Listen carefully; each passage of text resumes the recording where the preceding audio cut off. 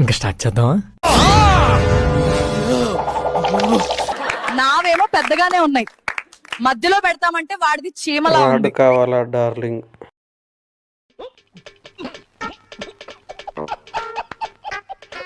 ఒకప్పుడు ఒక కంచంలో ఒకడే తినేవాడు మామ, ఇప్పుడంతా మండీ భోజనాలు ట్రెండ్ అయిపోయాయి.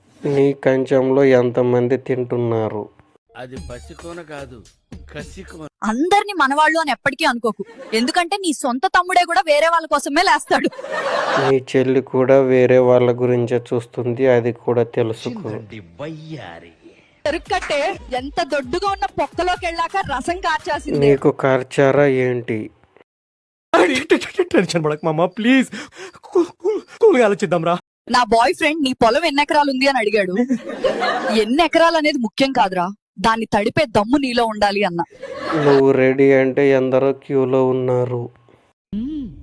రండి రండిరా. బాగుంది కదా? అండ్ నెక్స్ట్ వీడియో మీకు ఇంకా బాగా అప్లోడ్ చేస్తాను. సిగ్గు లేకపోతే సరే, ఏది పడితే అది అడిగేటివేనా? నువ్వేమనుకోవద్దు బాబు, అలసిపోయిన బ్రతుకులు కొంచెం ఆశ కనపడేసరికి ఆపుకోలేక అడిగేశాడు అంతే.